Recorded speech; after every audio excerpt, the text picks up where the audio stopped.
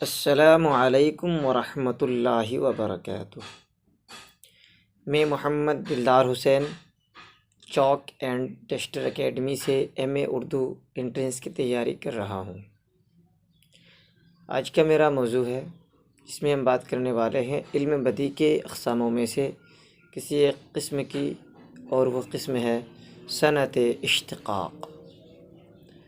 سب سے پہلے صنعت اشتقاق کی تعریف پڑھتے ہیں۔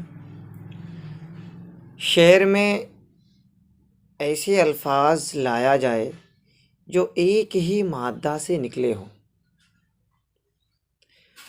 اب اسے ہم لوگ ایک شعر کے حوالے سے سمجھنے کی کوشش کرتے ہیں۔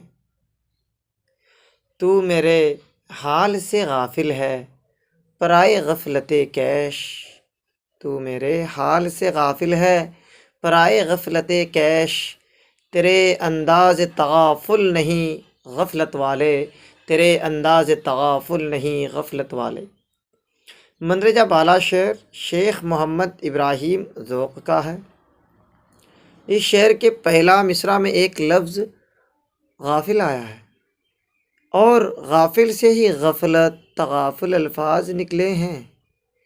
اسی حساب سے ہم لوگ کہہ سکتے ہیں کہ یہ شعر صنعت اشتقاق کے کیٹیگری کا ہے۔ اب آئیے دوسرے شعر کو دیکھتے ہیں۔